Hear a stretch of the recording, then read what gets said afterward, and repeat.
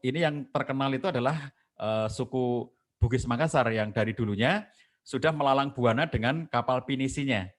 Jadi kalau Bapak Ibu sekalian yang warga Sulawesi Selatan ya, itu suatu ketika nanti kalau sudah selesai pandemi, Al-Biruni bisa ngajak orang tua murid ini bisa jalan-jalan bareng ke Museum Islamic Museum di Melbourne, Australia. Jadi di Melbourne itu, Bapak Ibu sekalian, kalau yang sudah pernah ke sana akan tahu ya yang saya ceritakan ini. Di Melbourne itu ada Islamic Museum, Museum Islam yang besar ya di sana. Dan kemudian di sana dinyatakan di Museum Islam di Melbourne di Australia itu dinyatakan bahwa yang pertama kali membuka Australia itu bukan bangsa Barat, bukan bangsa Eropa, tapi orang Bugis. Jadi ada bukti-bukti peninggalan yang menyatakan bahwa masyarakat Bugis Makassar dan Buton itulah yang paling datang awal ke Australia. Makanya di Australia itu banyak banget tempat-tempat yang namanya mirip-mirip dengan di Sulawesi Selatan. Misalnya Lakemba. Saya menghubungkan Lakemba itu dengan Bulukumba karena Bulukumba itu tempat pembuatan kapal pinisi yang sangat besar pada waktu itu. Sehingga mereka-mereka yang dari Bulukumba berlayar, sampailah mereka ke Australia di berbagai tempatnya, lalu mereka membuat komunitas di sana dan tinggal, dan sampai sekarang Lakemba itu menjadi pusat pemukiman Islam di Sydney. Saya kira dia dari Bulukumba. Nah, jadi bukti-bukti penanggalan sejarah di sana itu sangat banyak bahwa itu adalah dari Bugis Makassar ya, yang kemudian membuka Australia itu. Nah, jadi dengan apa mereka ke sana? Dengan kapal. Apa kapal mereka pada waktu itu? Tentu saja bukan kapal canggih seperti sekarang ini. Apa kredonya para pelaut pada waktu itu? Kredonya adalah kita tidak bisa mengendalikan arah angin, tetapi kita bisa mengendalikan arah layar. Inilah kredo para pelaut. Jadi nenek moyang kita dulu itu ya, orang-orang yang sangat hebat yang sampai mereka menaklukkan benua Australia itu adalah orang-orang yang mengandalkan kepada kekuatan angin di dalam bergerak. Kapalnya pada waktu itu belum ada mesin, sehingga begitu kemudian kapal mau bergerak, mau berubah arah, dia belokkan layarnya. Nanti kalau mau berubah arah lagi, dia belokkan layarnya pada waktu itu ya.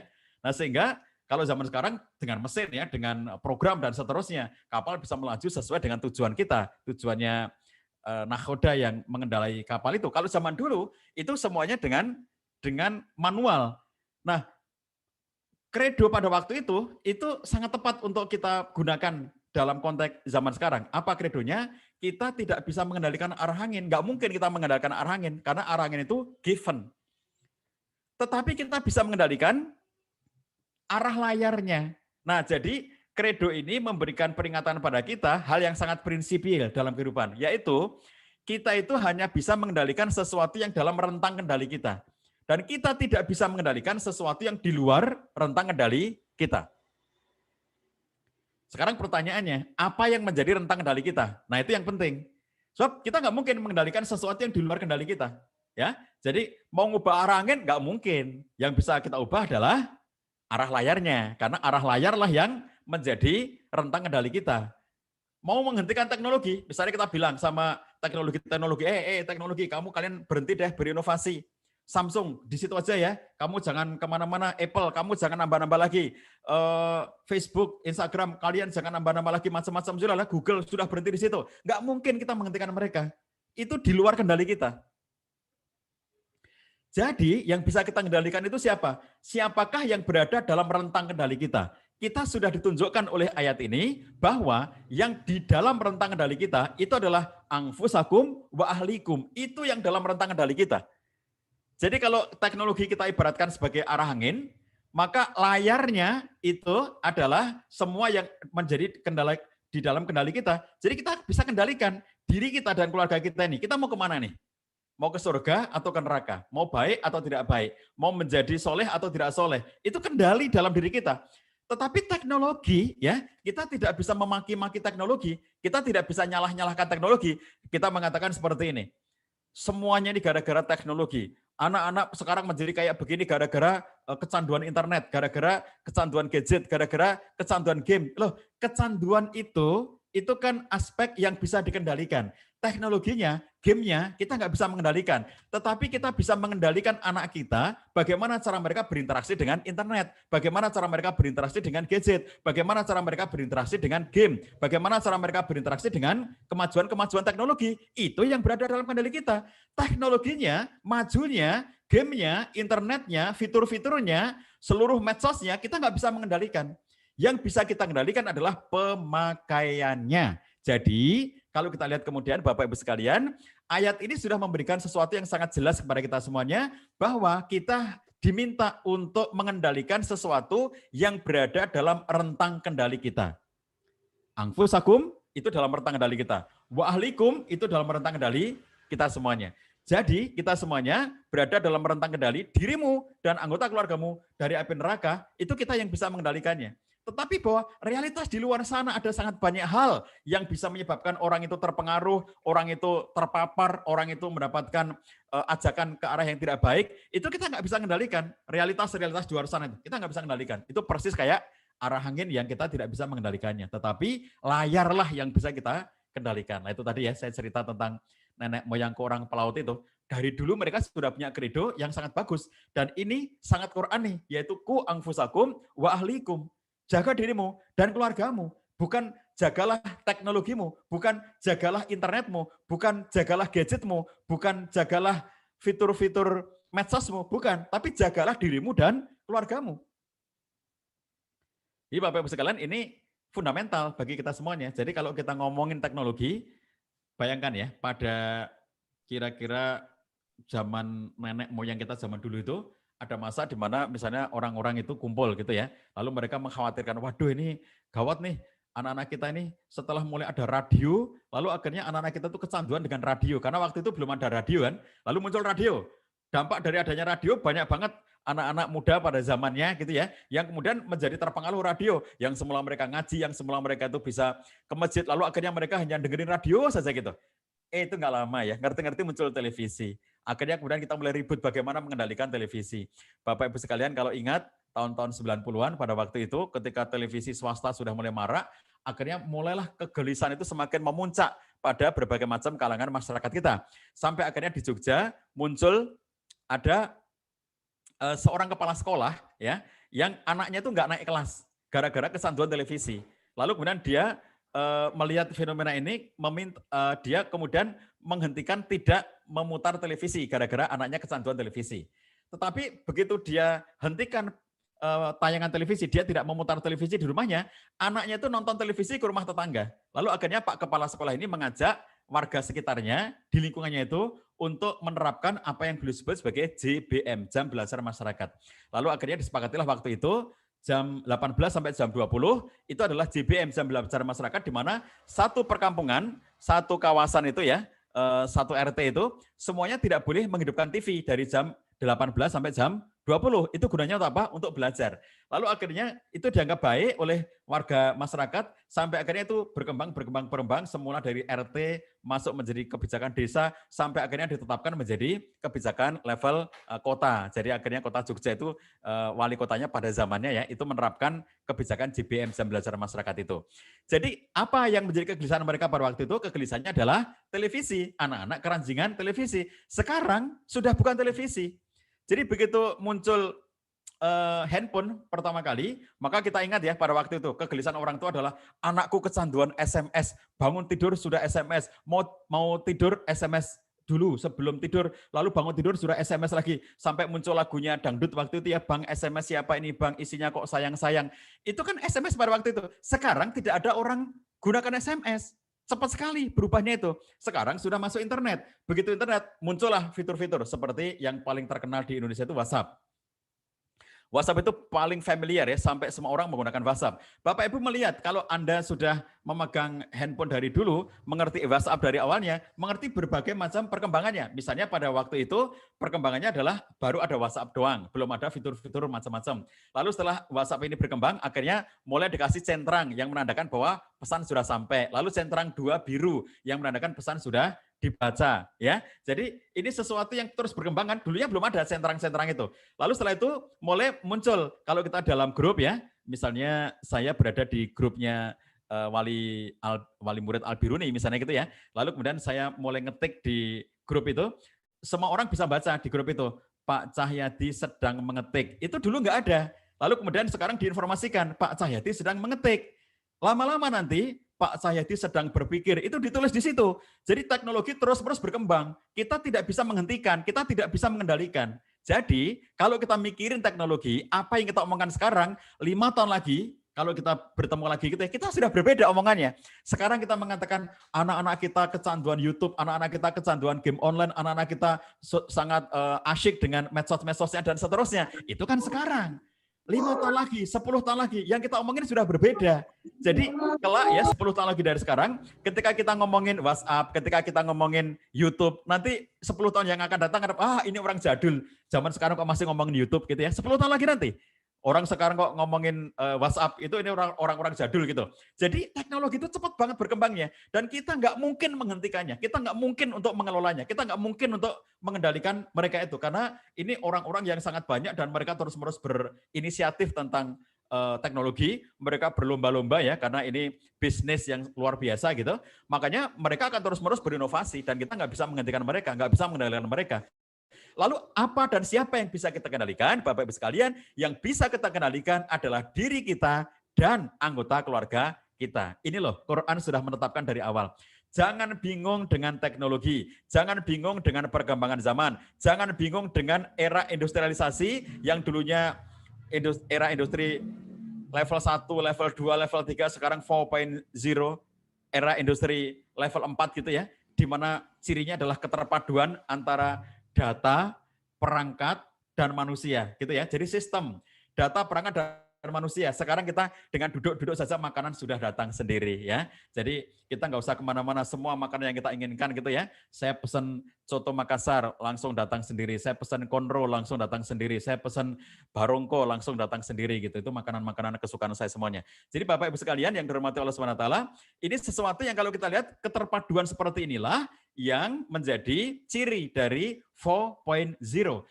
Tapi kan itu sekarang, sebentar lagi nanti 5.0, sebentar lagi nanti 6.0, dan seterusnya. Kalau kita ngikuti itu nggak selesai-selesai gitu ya. Jadi kita akan terus-menerus disibukkan oleh, lalu bagaimana kita. Jadi kita nggak usah sibuk dengan sesuatu yang di luar kendali kita. Sibukkan diri kita dengan sesuatu yang berada dalam rentang kendali kita, yaitu anfusakum wa ahlikum, dirimu dan keluargamu, gitu ya. Next. Kemudian berikutnya Bapak Ibu sekalian yang dirahmati Allah Subhanahu wa taala, maunya kita setelah penyelamatan ini kita lakukan ya, selamat dari api neraka itu, kita ingin mengajak anggota keluarga kita semuanya masuk ke dalam surganya Allah Subhanahu wa taala. Maka visi selain visi penyelamatan adalah visi surga, gitu ya. Next. Jadi Allah SWT menyatakan waladina amanu wattaba'tum dzurriyyatahum biimanin alhaqna bihim dzurriyyatahum wa ma alasnahum min amalihim min syai'. Orang-orang yang beriman dan anak cucu mereka yang mengikuti mereka dalam keimanan, kami hubungkan anak cucu mereka dengan mereka, kelak dikumpulkan di surga ya dengan level yang sama, dan kami tidak mengurangi sedikit pun pahala amal mereka. Ini surat At-Tur 21 ayat yang menunjukkan bahwa kelak kita semuanya orang-orang beriman itu akan bisa berkumpul kembali dengan semua anggota keluarganya asalkan semuanya sama-sama beriman kepada Allah SWT. Next, dalam ayat yang lainnya Allah juga menyatakan bahwa orang-orang yang beriman itu ya dengan anggota keluarganya yang soleh, ini doanya malaikat yang diabadikan oleh Allah SWT dalam Quran surat Ghafir ayat yang ke-8 ini ya. Rabbana wa adkhilhum jannatu adanil lati wa atnahum jannatu adaninil lati wa tahum wa man sholaha min abaihim wa azwajihim wa dzurriyyatihim innaka antal azizul hakim. Ya Tuhan kami, masukkanlah mereka orang-orang beriman itu ke dalam surga Aden yang telah Engkau janjikan kepada mereka dan orang-orang soleh di antara nenek moyang mereka, istri-istri mereka, anak turun mereka, dan sungguh Engkau Maha Perkasa lagi Maha Bijaksana. Jadi kelak orang-orang beriman itu akan dimasukkan ke dalam surga bersama dengan ayah, ibu, kakek, nenek, lalu pasangan, suami, istri, lalu anak-anak, cucu-cucu, dan seterusnya. Ini doanya malaikat, dan mudah-mudahan kita semuanya termasuk dalam doa ini yang kelak akan bisa masuk ke dalam surga bersama dengan semua anggota keluarga kita. Next, demikian juga Allah sudah menyatakan kepada kita semuanya, Jannatu adani yadkhulunaha wa man sholaha min abaihim wa azwajihim wa dzurriyyatihim wal malaikatu yadkhuluna alaihim min kulli bab salamun alaikum bima sabartum fa ni'ma uqbadar. Surga Aden yang orang-orang beriman itu dimasukkan ke dalamnya bersama-sama dengan orang-orang soleh dari bapak-bapak mereka, nenek moyang mereka ya, kakek nenek mereka dan seterusnya, istri, suami mereka, anak cucu mereka. Sedangkan malaikat masuk ke tempat-tempat mereka dari semua pintu sambil mengucapkan salamun alaikum bima sobartum, selamat sejahtera untukmu karena kesabaranmu. Fanikma ukbadar, maka alangkah baiknya tempat kesudahan ini. Inilah visi kita, Bapak-Ibu sekalian ya. Mendidik anak itu kita mau bawa kemana? Zaman apapun ya, zaman 4.0, zaman 5.0, zaman apapun, 5 tahun lagi, 10 tahun lagi dengan berbagai macam teknologi itu tidak masalah apapun perkembangan teknologi. Tetapi yang sangat penting adalah bagaimana membawa keluarga kita semuanya selamat dari api neraka dan memasukkan semua anggota keluarga kita ke dalam surganya Allah SWT. Bukan semata-mata surga, tetapi surga tertinggi. Next. Nabi SAW mengarahkan kepada kita semuanya. Kalau minta kepada Allah, minta yang tertinggi. Fa'idha sa'altumullaha fas'aluhul firdaus fa'innahu awsatul jannah wa a'lal jannah. Kalau kalian meminta kepada Allah, mintalah kepada Allah itu surga firdaus. Kenapa? Surga yang tertinggi dan surga yang tengah-tengahnya. Jadi ausat itu ya, tengah itu maksudnya enggak pinggiran. Berarti yang paling utama, bukan pinggiran-pinggirannya, di tengah-tengahnya yang paling intinya, paling utamanya. Wa a'la jannah, dan dari segi level itu sudah paling tinggi gitu ya. Jadi kalau kita jangan mata-mata ya, udahlah yang penting surga yang paling bawah aja enggak apa-apa. Kalau enggak boleh masuk surga, emperan saja enggak apa-apa. Kalau enggak boleh masuk emperan di ininya aja, di halaman depannya aja enggak apa-apa. Oh, enggak boleh begitu. Orang beriman itu Nabi SAW mencetak mental kita itu menjadi mental tinggi.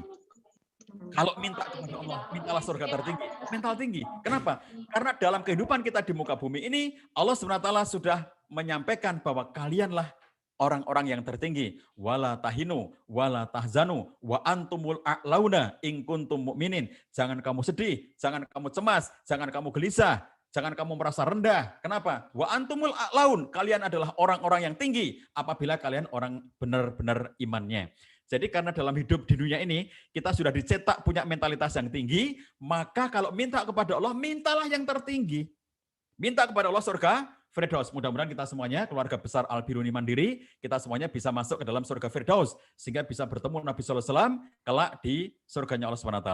Next, Bapak Ibu sekalian yang dirahmati Allah SWT, kalau kita suka berdoa, Rabbana hab lana min azwajina wa dzurriyyatina qurrata ayun waj'alna lil muttaqina imama, ada kata-kata qurrata ayun. Siapa qurrata ayun itu? Keluarga kita ya. Anak-anak kita, pasangan hidup kita menjadi qurrata ayun. Lalu ditanyakan kepada Imam Hasan Al-Basri, "Ya Imam, apakah qurrata ayun itu urusan dunia atau urusan akhirat?" Jadi ketika kita mengatakan Rabbana hab lana min azwajina wa dzurriyyatina qurrata ayun, kata-kata qurrata ayun itu sebetulnya urusan dunia atau urusan akhirat? Apakah qurrata ayun di dunia atau qurrata ayun di akhirat? Kata Hasan Al-Basri, itu urusan dunia. Ya, qurrata ayun itu adalah urusan dunia. Kenapa dunia? Karena laisa syai'un aqarru li ainil mu'min min ayyara zaujatahu wa auladahu muti'ina lillahi azza wa jalla. Tidak ada sesuatu yang lebih menyejukkan mata. Jadi qurrata ayun itu penyejuk mata hati. Apa yang lebih menyejukkan mata hati bagi orang mukmin? Enggak ada, kecuali bahwa dia melihat istrinya, suaminya, keturunannya mentaati Allah SWT. Jadi kalau kita ngelihat anak-anak kita taat pada Allah SWT, itulah qurrata ayun. Jadi enggak nunggu di akhirat nanti. Di dunia ini, kalau anak-anak kita itu anak yang taat kepada Allah SWT, maka itu semuanya sudah menjadi qurrata ayun bagi orang tuanya. Masya Allah ya. Jadi ini urusan dunia. Bagaimana kemudian kita melihat anak-anak kita tumbuh dalam ketaatan pada Allah SWT. Itulah sebabnya Bapak Ibu sekalian memilih sekolah Al-Biruni Mandiri sebagai mitra untuk mencetak anak-anak kita semuanya untuk mentaati Allah SWT. Apa sih bangganya kalau anak cuma sekedar pinter? Apa sih bangganya kalau anak sekedar sukses dunia? Yang membanggakan bagi orang tua adalah ketika melihat anak-anaknya mentaati Allah SWT. Dan itulah sebabnya kita pilihkan sekolah-sekolah terbaik seperti Al-Biruni Mandiri ini. Next, Bapak Ibu sekalian yang dirahmati Allah SWT, apa pengaruh era digital ya dalam kehidupan anak-anak kita terutama? Next, saya cuma sekedar mencuplikan data saja ya, bahwa Asosiasi Penyelenggara Jasa Internet Indonesia menyatakan bahwa sebanyak 73,7% ya dari seluruh populasi warga Indonesia sudah menjadi pengguna akses internet pada November 2020. Jadi 73,7 ini kenaikannya cepat banget ya. Jadi kalau tahun 2019 itu masih sekitar 68%, tahun sebelumnya itu masih 60 sekian persen, maka tahun 2020 sudah 73,7. Berarti 2021 ini akan meningkat bisa jadi menjadi 80%. Jadi terus-menerus peningkatan pengguna internet itu luar biasa. Sekitar 80% anak-anak dan remaja menggunakan internet terutama untuk mencari data dan informasi, khususnya tugas-tugas sekolah ini karena terkait dengan masa pandemi. Lalu juga digunakan untuk bertemu dengan teman-teman online ya, karena di rumah saja nggak bisa ngapa-ngapain selama masa pandemi, lalu akhirnya chatting, lalu kemudian ngobrol, lalu akhirnya berinteraksi dengan teman-teman di medsos 70%. Lalu kemudian untuk mutar musik ya 65%, untuk video 39%. Jadi kalau kita lihat anak-anak dan remaja itu adalah pengguna internet yang sangat banyak ya, Masya Allah. Jadi kalau kita lihat ini menjadi sesuatu yang kalau tadi dikatakan oleh Ustadz Ali, ini dua mata pisau ya. Jadi dia bisa untuk kebaikan, dia bisa untuk keburukan. Makanya tadi saya katakan internetnya ini sesuatu yang di luar kendali kita. Apa isi internet itu sesuatu yang di luar kendali kita. Tapi bagaimana kita mengakses internet itulah yang berada dalam kendali kita. Gitu ya. Next. Nah, Bapak Ibu sekalian yang dirahmati Allah SWT, kalau kita lihat apa yang diakses anak-anak kita ya, mereka itu ya akan punya lingkungan pergaulan. Ya, lingkungannya di mana? Lingkungan di online maupun offline. Ya, jadi mereka punya pergaulan dengan teman sekolah gitu ya. Alhamdulillah di sekolah Al-Biruni Mandiri itu lingkungan yang islami, lingkungan yang baik, lingkungan yang kondusif. Tetapi ada lingkungan online yang kita tidak bisa mengendalikan. Itulah sebabnya maka yang kita kendalikan adalah anaknya, anak kita yang kita kendalikan. Karena lingkungan online-nya kita tidak bisa mengendalikan. Kalau lingkungan kecil yang kita bangun bersama dengan komunitas Al-Biruni Mandiri, bisa kita kendalikan. Karena semuanya dari orang-orang yang memiliki visi dan semangat yang sama. Maka ketika anak kita mengakses internet, bahaya yang muncul pada mereka juga bahaya online dan bahaya offline. Interaksi dengan teman-teman secara langsung ada bahayanya. Interaksi dengan internet ada bahayanya. Tapi begitu kita bicara manfaat, maka manfaatnya juga manfaat online dan manfaat offline. Di dunia online banyak manfaatnya, seperti yang kita rasakan sekarang ya. Saya tidak bisa datang ke Makassar karena masih pandemi, tetapi kita bisa bertemu di online. Kita tidak bisa untuk melakukan aktivitas-aktivitas yang fisik secara berkumpul langsung, tetapi kita bisa menggunakan sarana-sarana teknologi online seperti ini untuk mengadakan berbagai macam kegiatan. Teman-teman sekolah Al-Biruni Mandiri membuat berbagai macam acara-acara online ya, baik dengan orang tua, baik dengan siswa. Ini semuanya adalah manfaat yang secara online, tapi juga ada bahaya yang sifatnya online pada anak kita. Selain mereka belajar, mereka juga bisa berinteraksi dan menggunakan handphonenya itu untuk macam-macam gitu ya, internetnya untuk macam-macam. Nah, macam-macamnya itu yang berada dalam kendali orang tuanya. Ku anfusakum wa ahlikum naro. Jaga dirimu dan anggota keluargamu dari api neraka. Maka ini yang bisa kita kendalikan adalah pelakunya, yaitu kita-kita semuanya. Tetapi apa isi internet, apa isi gadget, apa isi teknologi, kita tidak bisa mengendalikannya. Tapi bagaimana kita menggunakan, itulah yang bisa kita kendalikan. Next. Bapak Ibu sekalian yang dirahmati Allah SWT, di bagian akhir ini saya ingin mengajak Bapak Ibu sekalian untuk meneladani Nabi SAW. Kata kunci kedua, yaitu bagaimana kita mendidik anak ala Rasulullah SAW. Pertama kita pahami bahwa Nabi adalah orang yang paling penyayang terhadap anak-anak. Bukan hanya anaknya sendiri, tapi Nabi SAW adalah seseorang yang luar biasa rasa kasih sayangnya kepada anak-anak kecil. Jadi kalau terhadap anak-anak itu ya, Masya Allah, Nabi SAW itu luar biasa ya. Dikatakan oleh Anas bin Malik radhiyallahu anhu, dia mengatakan, aku tidak pernah melihat orang yang lebih penyayang kepada anak-anak melebihi Rasulullah SAW. Masya Allah. Ma ra'aitu ahadan kana arhama bil ayal mir Rasulillahi sallallahu alaihi wasallam. Aku tidak pernah melihat orang yang lebih penyayang kepada anak-anak melebihi Nabi sallallahu alaihi wasallam. Itu luar biasa ya. Next. Jadi Nabi sallallahu alaihi wasallam itu adalah seseorang yang sangat besar rasa sayangnya kepada anak-anak. Klik lagi, next. Jadi Bapak Ibu sekalian, dalam banyak contoh Nabi mengekspresikan ya, bagaimanakah itu dipraktekkan. Makanya kemudian beliau mengajarkan kita untuk bersifat lembut. Nabi SAW mengatakan, sesungguhnya kelembutan arifqa, ya, arifku, tidaklah berada pada sesuatu kecuali pasti menghiasinya. Dan tidaklah kelembutan diambil dari sesuatu pasti merusaknya. Kalau orang tua memiliki sifat kelembutan, maka dia akan menjadi orang tua yang baik. Inna rifqa la yakunu fi syai'in ila zatah, ila zanah.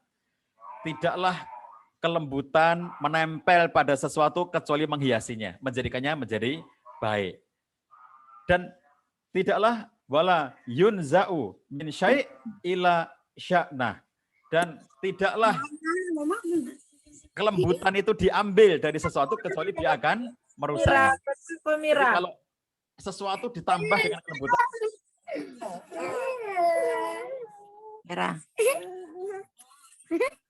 akan menghiasinya menuju kepada kondisi yang baik. Tetapi kalau kelembutan itu diambil, ya, maka akan merusaknya. Jadi kalau ingin menjadi orang tua yang baik, Bapak Ibu sekalian, contohlah teladan Nabi Shallallahu Alaihi Wasallam, jadilah orang tua yang lembut. Kalau orang tua memiliki kelembutan dalam sikap kepada anaknya, maka itu akan menghiasi orang tua itu menjadi orang tua yang soleh, orang tua yang pandai berinteraksi dengan anak-anaknya. Dan tidaklah ketika kelembutan itu dicabut dari sesuatu kecuali merusaknya. Kalau kelembutan sudah dicabut dari orang tua, maka itu akan merusak menjadi orang tua yang akan berpeluang untuk mentelantarkan anaknya, menyia-nyiakan anaknya, berlaku keras dan kasar kepada anaknya. Dan Quran menyatakan, walau kunta fadhon ghalidhal qalbi lang faddu min haulik. Kalau kamu berlaku keras dan kasar kepada mereka, tentu mereka akan lari dari sekitarmu. Kenapa ada anak tidak betah dengan orang tuanya? Kenapa ada anak yang tidak suka dengan orang tuanya? Kenapa ada anak yang dia tidak enjoy dengan orang tuanya? Salah satunya adalah karena orang tuanya yang galak, yang kasar, yang menimbulkan luka-luka pengasuhan pada anak karena tidak memiliki kelembutan. Tetapi orang tua yang lembut disayang anaknya. Orang tua yang lembut dicintai anaknya. Kemudian dalam hadis yang lainnya, Nabi SAW menyatakan jika Allah Azza wa Jalla menginginkan kebaikan pada anggota rumah tangga, dia akan memasukkan kelembutan pada mereka. Jadi apabila Allah itu menghendaki kebaikan, ya, idza aradallahu azza wa jalla bi ahli baitin khairan adkhala alaihimur rifqa. Apabila Allah menghendaki kepada anggota keluarga itu kebaikan, maka Allah berikan kepada mereka kelembutan. Jadi kalau anggota keluarga ini memiliki sifat-sifat kelembutan, arifku, maka akan baik satu dengan yang lainnya. Suami lembut kepada istrinya, istri lembut kepada suaminya, orang tua lembut kepada anaknya, anak lembut kepada orang tuanya. Dan inilah yang diajarkan oleh Nabiullah Ibrahim alaihissalam. Bukan hanya dari Nabi Muhammad SAW, kita juga mendapatkan kelembutan ini dari Nabiullah Ibrahim alaihissalam. Itulah sebabnya maka dua nabi yang dinyatakan oleh Quran sebagai uswatun hasanah, teladan terbaik adalah Nabi Ibrahim alaihissalam dan Nabi Muhammad sallallahu alaihi wasallam. Maka Nabi Ibrahim kita juga mendapatkan gambaran pada diri beliau bahwa dalam diri beliau terdapat kelembutan yang luar biasa, yaitu salah satunya adalah ketika dia membahasakan dengan bahasa-bahasa penuh kelembutan. Ya bunaya, ini aro fil manami anni adbahuka. Fandur madza tara, wahai anakku, dengan penuh kelembutan, ya bunaya. Dia tidak mengatakan ya Ismail, dia tidak mengatakan ya ibni, wahai anakku, wahai Ismail, tidak, tapi ya bunaya, wahai anakku yang sangat aku kasihi, wahai anakku yang sangat aku cintai. Jadi kata-kata ya bunaya itu bentuk yang menandakan kedekatan, kecintaan yang luar biasa, kedekatan yang luar biasa. Lalu membahasakan dengan ini arafil manam, aku melihat dalam mimpiku, padahal jelas-jelas Nabi Ibrahim yakin itu adalah wahyu dari Allah SWT, perintah dari Allah SWT.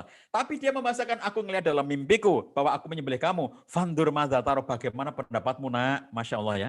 Gimana pendapatmu nak? Masya Allah. Nabi Ibrahim tidak mengatakan, wahai Ismail, aku diperintah Allah untuk menyembelih kamu, maka siaplah kamu untuk disembelih. Kalau kamu tidak mau disembelih, maka kamu menentang Allah, kamu nanti masuk neraka, kamu nanti akan diazab oleh Allah. Nabi Ibrahim tidak berkata begitu, tapi Nabi Ibrahim dengan lembut mengatakan, ya bunaya, Ini arafil manam, aku ngelihat dalam mimpiku. Ani adbahuka, aku menyembelih kamu. Fandur madzatar, bagaimana pendapatmu?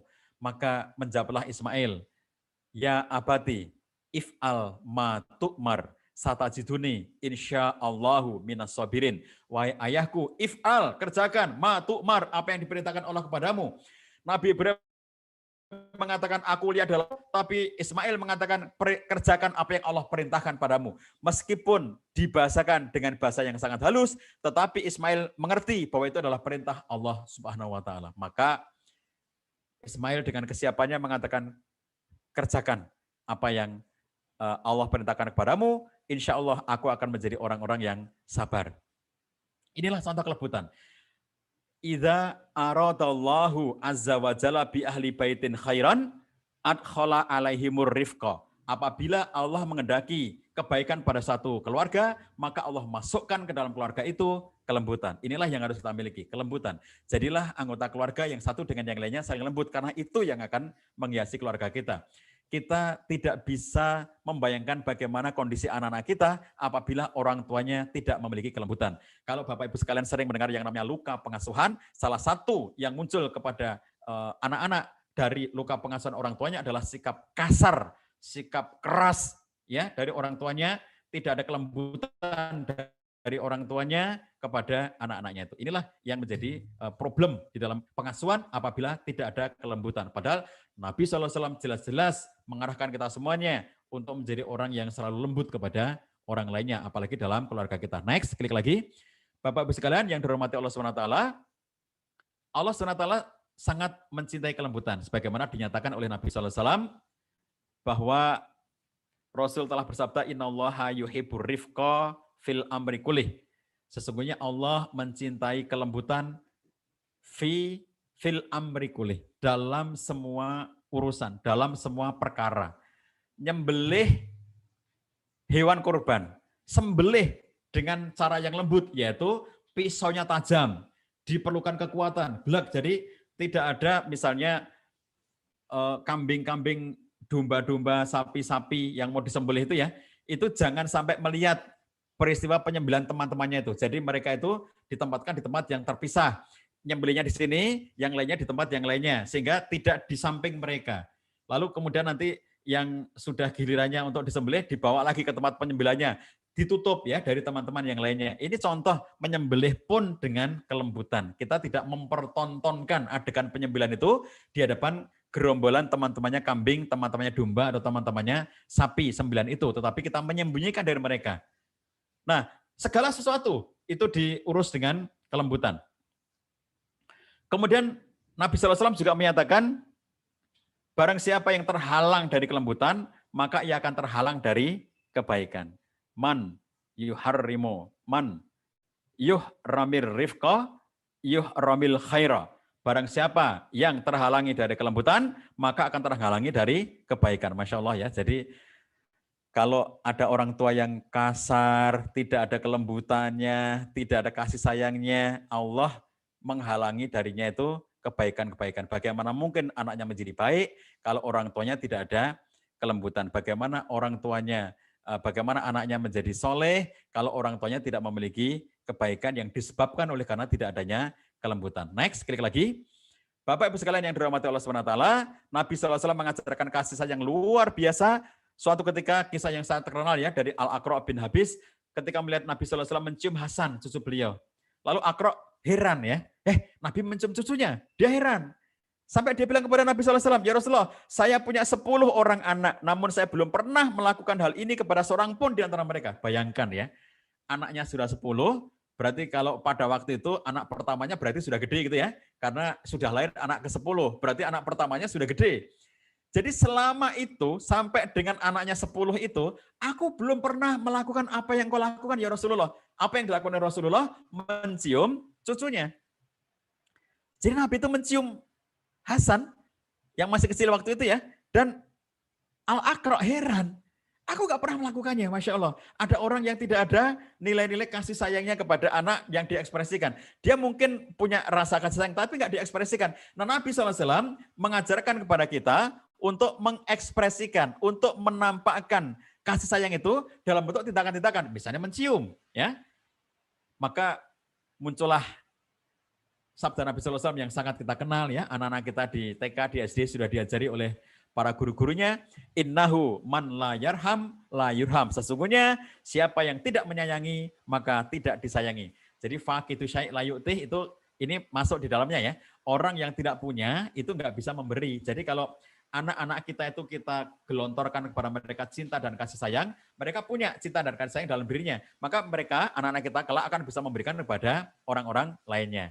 Nah, problemnya adalah ketika sekarang sudah menjadi orang tua, sementara dia dulu ketika dididik oleh orang tuanya tidak mendapatkan kasih sayang. Nah, dia nggak punya kasih sayang itu, makanya dia nggak bisa memberikan. Nah, orang tua seperti ini harus menyadari potensi itu dalam dirinya dan dia harus melakukan proses perbaikan diri, ya, healing kalau perlu. Ada yang namanya trauma healing untuk menyembuhkan hal-hal yang pernah terjadi di masa lalu yang tidak menyenangkan yang masih dibawa sampai hari ini. Supaya kemudian dirinya bisa berlaku baik kepada anaknya. Oke lah, bahwa zaman dulu orang tuanya belum bisa memberikan kasih sayang terbaik bagi dirinya. Tapi setelah sekarang dia menjadi orang tua, jangan mengulangi peristiwa itu kepada anak kita.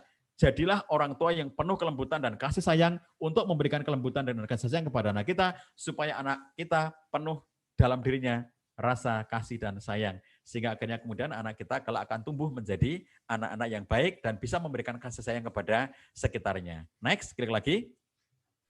Bapak Ibu sekalian yang dirahmati Allah SWT, Nabi SAW sangat terbiasa menciumi anak-anak, ya, luar biasa.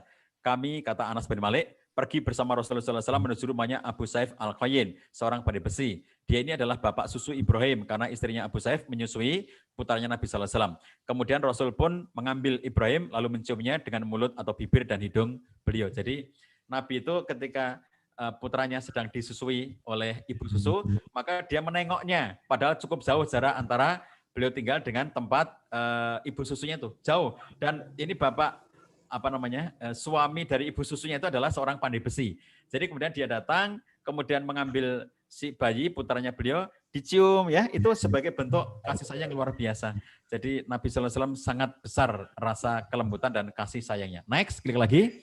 Bapak Ibu sekalian, kita juga menyaksikan bagaimana Nabi SAW itu di dalam mendidik anak, ya, itu menggendong tadi, ya, mencium, menggendong, ekspresi kasih sayang itu. Sampai pun ketika beliau ke masjid dari Qatadah Al-Ansari radhiyallahu anhu, dia berkata, saya melihat Rasulullah SAW mengimami para sahabat sambil menggendong Umamah bin Abil As, anak Zainab, putri beliau SAW, di atas bahunya. Maka apabila beliau rukuk, beliau meletakkannya, dan apabila beliau sujud, maka beliau menggendongnya kembali. Riwayat Muslim. Jadi digendong, begitu kemudian rukuk, titik bayi ini diletakkan di tempat sujud, di lantai, ya.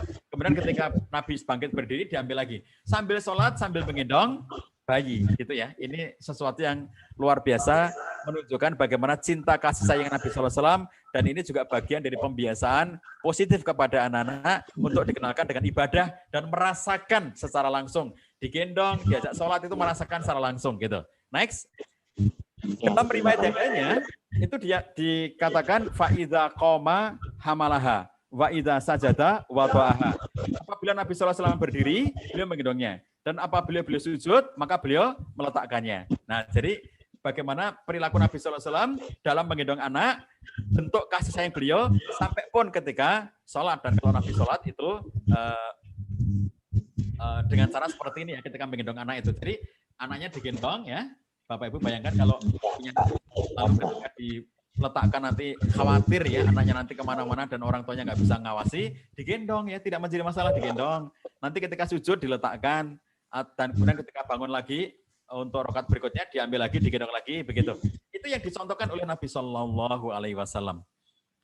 Next, kita juga menyaksikan bagaimana Nabi membawa anaknya ke masjid pada saat sholat itu, ya, dari Syaddan Al-Lais radhiyallahu anhu, ia berkata Rasulullah SAW keluar untuk sholat di siang hari, entah zuhur atau asar, dia lupa zuhur atau asar, pokoknya siang waktu itu, ya.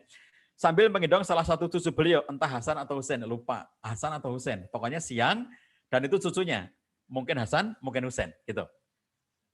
Nah, ketika sujud, beliau melakukannya panjang sekali.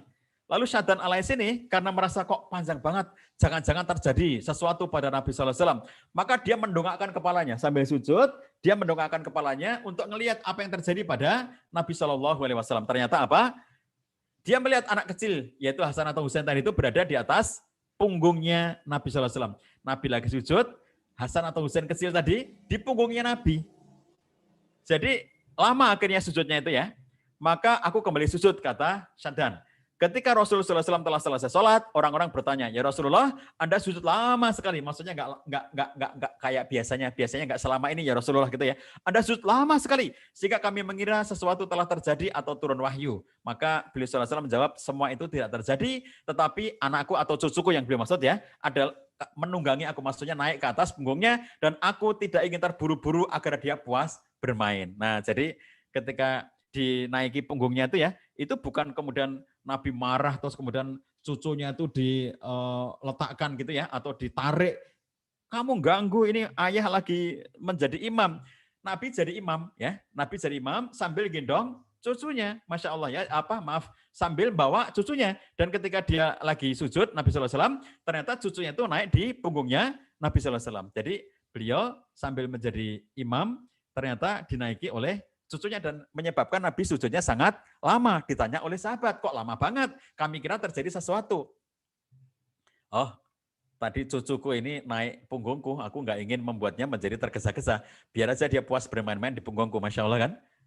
Jadi kalau kita lihat di sini, ada sesuatu yang pada diri Nabi SAW itu ya, itu memberikan contoh betapa ya rasa kasih sayangnya luar biasa, bagaimana cara beliau mendidik anak, dibiasakan untuk ke masjid, dibiasakan untuk ngelihat dan melaksanakan sholat, merasakan ya, kayak tadi digendong, kemudian beliau menjadi imam itu Hasan atau Husain naik ke punggungnya dan dibiarkan gitu. Sesuatu yang kemudian mereka, anak-anak kecil itu menyaksikan, Nabi sholat, sahabat yang lain sholat, dia menyaksikan suasana masjid, dia menyaksikan suasana ibadah, itu adalah pembiasaan bagi anak-anak. Mendidik anak-anak untuk mulai mencintai ibadah, mengenal Allah SWT, melaksanakan kewajiban dan ketaatan-ketaatan. Next, klik lagi. Bapak-Ibu sekalian yang dirahmati Allah SWT, kalau kita perhatikan banyak hal ya dari Nabi itu, bagaimana beliau mengarahkan agar orang tua membiasakan ibadah, misalnya muru auladakum bisolah waum abna'u sab'i sinin. Perintahkan anak-anak kalian untuk mengerjakan sholat ketika mereka berumur 7 tahun. Ada kata-kata 7 ya. Ini mendidik ala Rasul sallallahu alaihi wasallam. Kalau anaknya sudah 7, maka perintahkan mereka muru auladakum bisolah waum abna'u sab'i sinin. Perintahkan anak kalian untuk mengerjakan sholat ketika mereka berumur 7 tahun. Para ulama bertanya, menyatakan, apakah kalimat ini, muru auladakum, perintahkan, itu menunjukkan bahwa anak sudah wajib sholat pada umur 7 tahun? Tidak. Ya. Ini maksudnya adalah biasakan anakmu untuk sholat ketika umurnya 7 tahun. Kapan anak mulai wajib? Ketika sudah akil balik. Ya. Akil baliknya berbeda-beda umurnya. Jadi kalau akil baliknya baru berumur 12 tahun, ya berarti wajibnya baru 12 tahun. Kalau akil baliknya baru 15 tahun, ya berarti baru 15 tahun wajibnya. Tapi mulai 7 tahun mulai dibiasakan muru auladakum bisolah, itu tidak dimaksudkan untuk mewajibkan, tetapi untuk membiasakan. Bolehkah dibiasakan lebih awal dari itu? Boleh. Contohnya tadi Nabi SAW bawa cucunya yang masih kecil, masih digendong, berarti pasti dia masih sangat kecil, di bawah 7 tahun. Jadi boleh seperti Nabi SAW membiasakan itu. Tetapi begitu dia sudah mulai 7 tahun, harus sudah mulai dibiasakan dengan rutin. Kemudian, wadribuhum alaiha wahum abna'u, ketika dia sudah umurnya 10 tahun. Ya. Jadi pukullah dia kalau dia belum mau sholat, wahum abna'u asri sinin. Pukullah. Para ulama mengatakan yang dimaksud dengan wadribuhum itu dengan dorban ghairul mubareh, pukulan yang tidak menyakiti, pukulan yang tidak melukai, pukulan yang tidak membahayakan, karena ini adalah pukulan kasih sayang, pukulan untuk memberi peringatan. Nak, Bapak diperintahkan oleh Nabi SAW untuk memukul kamu karena kamu sudah 10 tahun dan kamu belum mau sholat. Pukulnya tidak boleh pakai tangan yang keras, tidak boleh mengepal yang membahayakan, tidak boleh dengan kekuatan tenaga penuh. Jadi wujudkan dalam bentuk misalnya kertas ya, kertas lembut digulung, kemudian Bapak harus memukul kamu tapi dengan lembut. Nah, dipukul. Ini biar kamu mengerti bahwa kamu sudah 10 tahun dan harus melaksanakan sholat. Para ulama juga menyatakan, apakah pukul di situ menandakan bahwa mereka sudah wajib sholat pada umur 10? Tidak. Ya, itu adalah untuk semakin menguatkan dalam proses pembelajaran sholat. Belum sampai mewajibkan. Kapan wajibnya? Kalau mereka sudah akil balik. Jadi kalau 10 tahun sudah akil balik berarti wajib. Tapi kalau 10 tahun belum akil balik, maka berarti itu memukulnya tidak dalam rangka untuk mewajibkan, tapi dalam rangka untuk semakin menguatkan pembelajaran untuk sholat. Inilah diantara yang diajarkan oleh Nabi Shallallahu Alaihi Wasallam untuk kita mengajarkan ibadah kepada anak-anak kita. Membiasakan puasa Ramadan, ya. Kalau dari awal boleh, tapi kurang-kurangnya ketika umurnya sudah 7 tahun, harus sudah mulai diajari dengan puasa Ramadan. Kalau sudah 10 tahun tidak bisa puasa Ramadan, nggak mau, maka kita boleh memberikan satu pelajaran agar dia lebih bersemangat untuk memberikan atau belajar berpuasa bersama dengan orang tuanya, gitu ya. Itu membiasakan ibadah. Next. Kemudian Bapak Ibu sekalian yang dirahmati Allah SWT juga membiasakan adab. Adab itu adalah perbuatan-perbuatan yang baik, ya, yang dengan adab ini seseorang bisa memiliki kebaikan budi pekerti dalam kehidupan sehari-hari. Rasulullah SAW mendidik Umar bin Abi Salamah adab makan yang benar. Jadi Umar bin Abi Salamah masih kecil, ya, dia ngambilin makanan semaunya gitu. Lalu Nabi SAW mengatakan, ya gulam, sammillaha, wahai gulam, ucapkanlah bismillah. Sebut nama Allah, sammillaha, ucapkan bismillah. Nah, atas dasar hadis ini, sebagian ulama kita mengatakan kalau mau makan cukup dengan bismillah. Kenapa? Karena perintahnya sammillaha. Sammillaha itu artinya bismillah. Bukan bismillahirrahmanirrahim, tapi bismillah, ya. Itu sammillaha. Makanya sebagian ulama kita cukup makan itu cukup dengan bismillah, cukup, gitu ya. Kemudian wakul biyaminika, makanlah dengan tangan kananmu, wakul mimma yalika, dan makanlah yang ada di dekatmu. Jadi makanya kalau secara teknis kita di zaman sekarang itu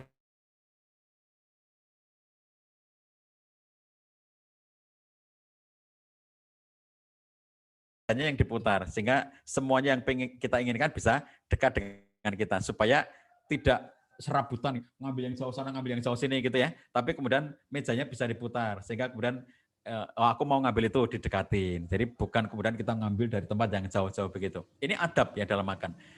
Anak masih kecil pun Nabi SAW sudah mengajarkan adab. Jadi ketika anak masih kecil kelihatan dia serabutan ngambil makanannya, kemudian melakukan hal-hal yang tidak patut dilakukan gitu ya, meskipun tidak patutnya biasanya pada orang dewasa. Kalau orang dewasa seperti itu nggak patut. Tapi anak-anak itu kita sudah biasakan agar mereka melakukan hal-hal yang patut dari kecilnya. Membiasakan adab dari kecilnya. Karena ini pembiasaan yang sangat penting bagi anak-anak kita. Next, berikutnya lagi. Kita juga menyaksikan bagaimana Nabi SAW meskipun kasih sayang yang luar biasa besarnya, kelembutan yang luar biasa besarnya, tetapi kelembutan dan kasih sayang itu tidak menghalangi beliau untuk berlaku tegas. Nah, lihat nih, tegas, bukan kasar, ya, bukan keras, bukan kasar, tapi tegas. Apa yang dimaksud dengan tegas? Tegas itu artinya adalah kita menegakkan aturan. Dari Abu Hurairah, ia berkata, Al-Hasan bin Ali mengambil sebiji kurma dari harta zakat. Tentu dia tidak tahu karena masih kecil ya. Lalu memasukkannya ke dalam mulutnya. Nabi SAW berkata, isyarat untuk mengeluarkan dan membuangnya. Buang gitu. Lalu Nabi SAW berkata, apakah kamu tidak tahu bahwa kita tidak boleh memakan harta zakat? Maksudnya keluarganya Nabi SAW itu gak boleh memakan harta zakat, ya. Jadi kalau orang-orang mukmin yang lainnya, umat Islam pada umumnya, kalau memang dia itu mustahik, dia boleh makan harta zakat.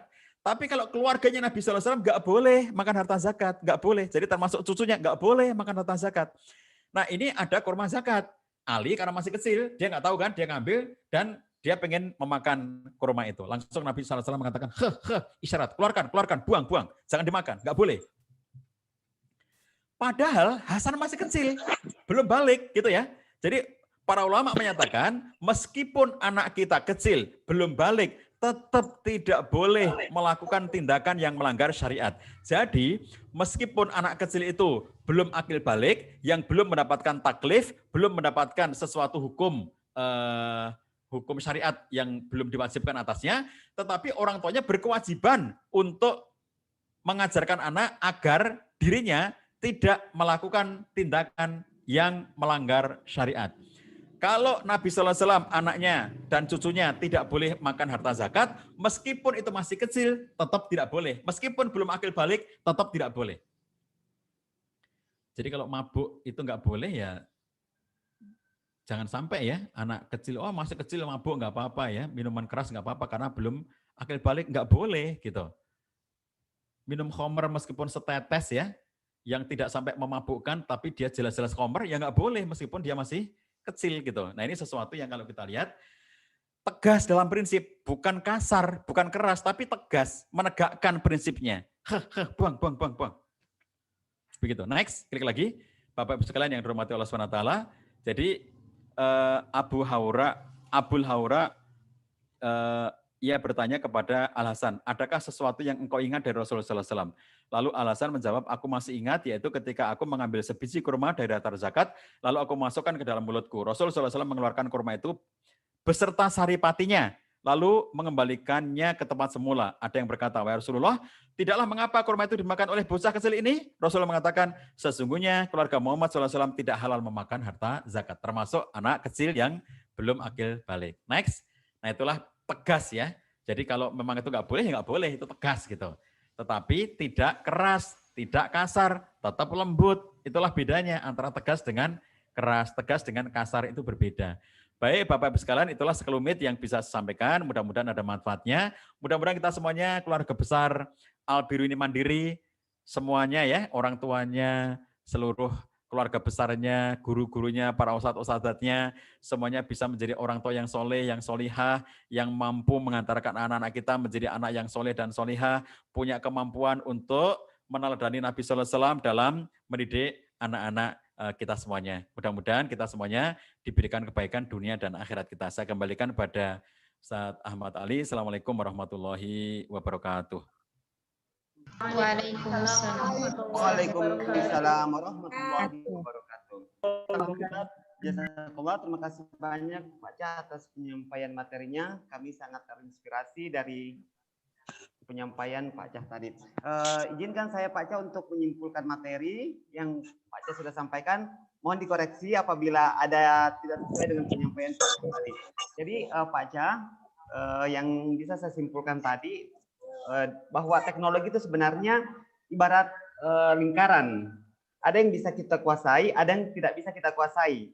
Nah, lingkaran yang bisa kita kuasai, yang lingkaran yang tidak bisa kita kuasai itu adalah misalnya terkait dengan teknologi itu, apa isinya teknologi itu, apa isinya online, itu semua kita tidak bisa mengintervensi. Nah, tapi yang bisa kita yang dalam lingkaran kita adalah pelakunya, dalam hal ini ananda-ananda kita, dan bagaimana mengendalikannya.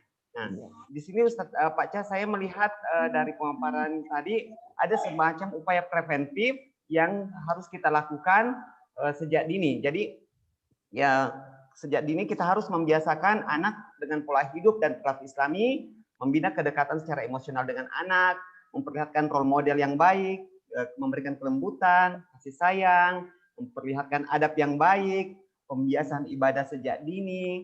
Kemudian kita juga mengejarkan ketegasan yang berhubungan dengan syariat, halal haram. Nah, ini semua adalah teladan yang diajarkan Nabi. Nah, jadi kita harapkan dengan teladan yang seperti ini, insya Allah anak itu semacam punya, kalau ibaratnya sekarang Pak Cahya, anak itu semacam punya antigen untuk melawan virus buruk teknologi. Iya. Apakah kurang lebih sudah sesuai Pak? Iya, betul Ustaz Ali. Ya, betul. Tepat sekali. Iya Pak, ya jadi seperti itu. Oke, syukron Pak Cah. Jadi seperti itu Ayah Bunda ya. Jadi benang merahnya tadi yang bisa kita simpulkan dari pemaparan Pak Cah tadi. Baik, Ayah Bunda, kami lihat waktu sekarang sudah menunjukkan 11.36 lewat di sini di jam saya. Oke, kami akan membuka kesempatan saatnya untuk question and answer session, interactive session, sesi tanya jawab, dan kami yakin Ayah Bunda punya banyak sekali hal yang ingin ditanyakan kepada Pak Cah. Baik, Ayah Bunda kami persilahkan untuk bertanya, tapi dengan aturan apabila Ayah Bunda ingin bertanya, silahkan tuliskan nama di kolom chat. Setelah itu kami akan mempersilahkan Ayah Bunda. Oke? Baik, Ayah Bunda, dengan ini kami persilahkan Ayah Bunda untuk menuliskan nama di kolom chat apabila ingin bertanya. Tafadhal. Oke, saya lihat di kolom chat. Oke, yang Masya Allah ya ada beberapa pertanyaan, ada beberapa yang sudah menuliskan nama, tapi tentu saya mengambil yang paling cepat, mengambil kesempatan. Di sini di kolom chat yang terlihat di saya, ini dari Bunda Hilmi, kelas 2 reguler 2 reg C, 2 reg C itu kelas 2 reguler C ya. Oke. Ya, kelas ya Bunda Hilmi ya. Oke, Bunda Hilmi, saya sapa dulu. Assalamualaikum Bunda Hilmi.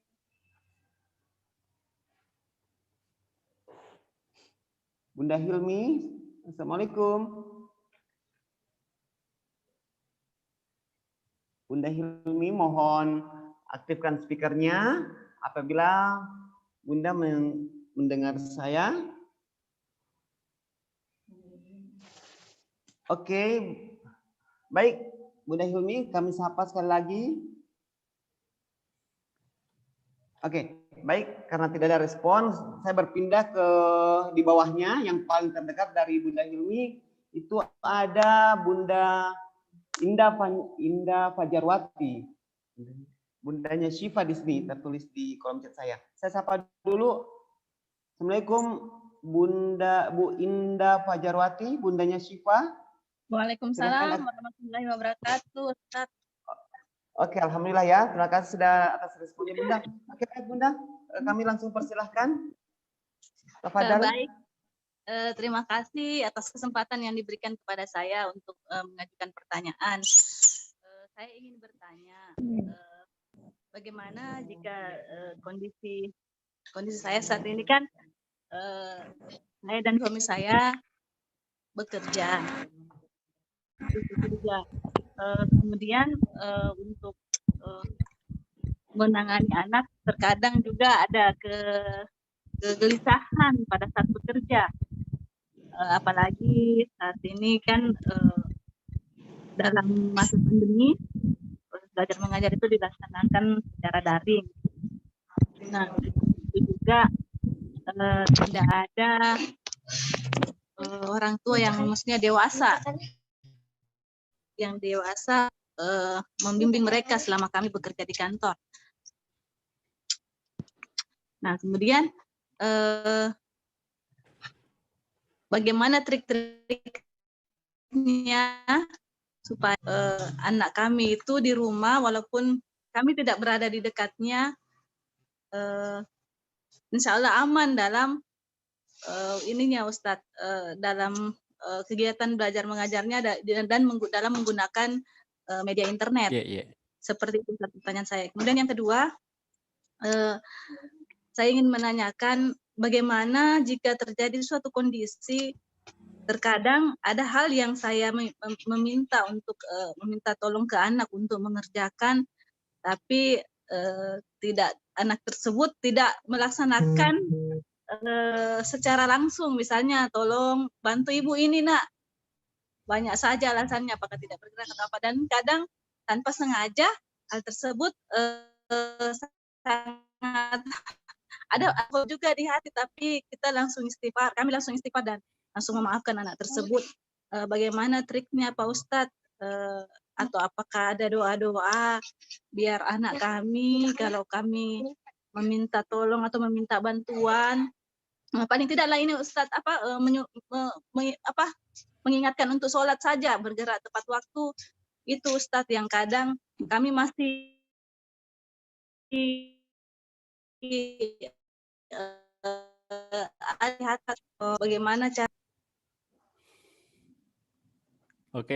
menanamkan bahwa sholat itu adalah kewajiban dan tidak bisa ditinggalkan. Makasih Ustadz. Oke, baik Bunda, terima kasih banyak. Oke, kami persilakan kepada Pak Cah untuk langsung menjawab. Oke, syukron Ustadz Ali dan Bunda Syifa. Saya bisa memahami ya yang ditanyakan. Yang pertama tadi soal suami istri yang bekerja, dan ini saya kira menjadi realitas banyak warga masyarakat di Indonesia bahkan masyarakat dunia ya, bukan hanya Indonesia, karena situasi pandemi menimpa dunia, dan suami istri bekerja juga menjadi realitas pada hari ini, di mana banyak banget pasangan-pasangan yang dua-duanya bekerja, termasuk saya kira banyak ya para ustadz-ustadzah ini juga yang suami istri pada bekerja gitu ya. Saya kira bukan hanya bapak ibu orang tua wali murid, tapi termasuk guru-gurunya gitu, para ustadzahnya. Yang kadang-kadang situasinya rumit karena ini mereka harus mengajari anaknya orang lain, padahal dia juga harus mendampingi anaknya sendiri gitu. Jadi ini sesuatu yang kalau kita lihat menjadi realitas-realitas yang harus kita hadapi dalam situasi pembelajaran pandemi pada saat sekarang ini. Nah, Bapak Ibu sekalian, saya menyarankan satu tips bagi Bapak Ibu sekalian dalam situasi seperti ini, dalam situasi di mana ayah ibu bekerja keluar rumah, sementara anaknya tidak ada yang mendampingi ya, ditanyakan oleh Bunda Syifa tadi, anaknya di rumah belum dewasa dan tidak ada yang mendampingi. Lalu bagaimana agar itu tetap aman, bahwa tidak didampingi tetapi tetap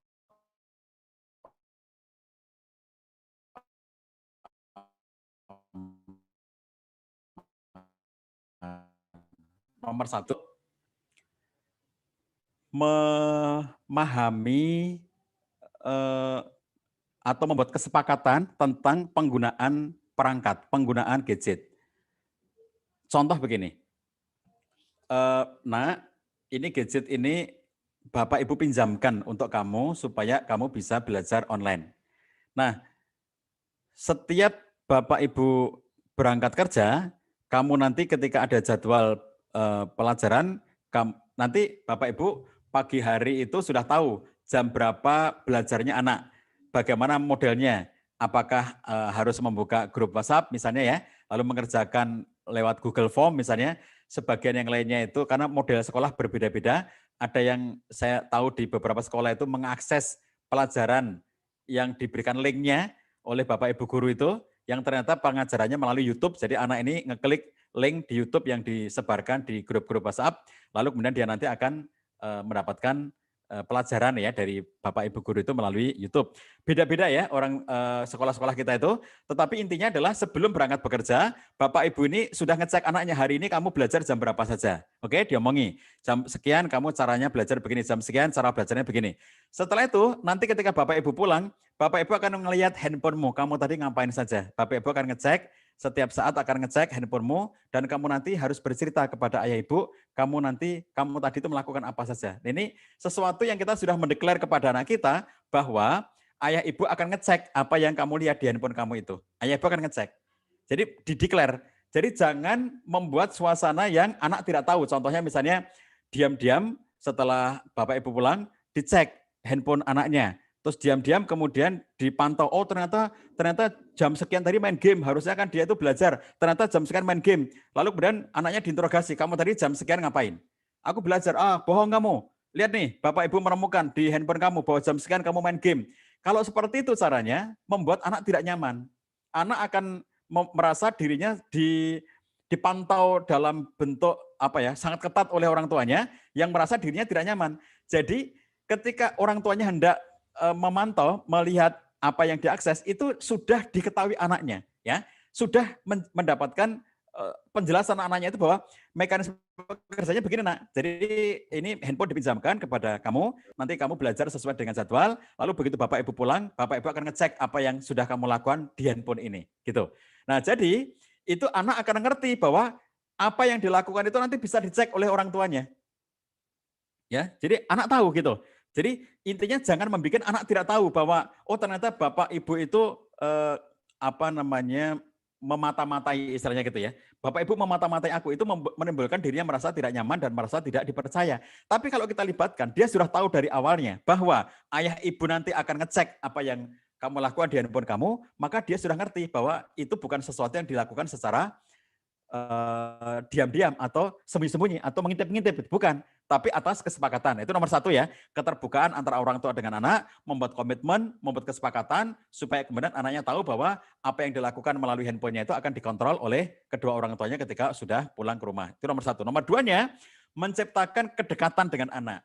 Karena kalaupun misalnya sudah ada kesepakatan seperti itu, tetapi dia nggak punya kedekatan dengan anak, itu nanti anak juga akan cenderung untuk menghindar dari orang tua. Contohnya begini, nak, coba kamu cerita ke ayah, cerita ke ibu. meminta anak bercerita itu adalah bagian dari memperhatikan anak, bagian dari cara kita merespon anak, bagian dari cara kita untuk mengetahui kondisi dan situasi yang dihadapi oleh anak-anak, bagaimana kondisimu hari ini, ya. Ditanyakan, itu membangun kedekatan. Jangan cuma, mana handphonemu, kamu tadi ngapain, belajar apa enggak, jangan hanya begitu. Yang lebih penting lagi adalah bagaimana membangun kedekatan itu ya dengan anak itu dalam bentuk ngobrol. Nak, coba cerita, gimana perasaanmu hari ini? Kamu sedih apa bahagia hari ini? Bagaimana perasaanmu? Kamu tadi belajar dengan ustazah itu seneng apa enggak seneng? Coba kamu ceritakan. Jadi ditanya perasaannya, ditanya respon-respon emosinya atas apa yang terjadi pada hari itu. Tanyakan agar dia bercerita. Kalau anak bisa bercerita, maka itu akan memudahkan bagi orang tuanya untuk mengetahui apa yang terjadi pada anaknya. Membiasakan anaknya untuk terbuka, membiasakan anaknya untuk merasakan dan bisa menceritakan apa yang menjadi situasi dirinya.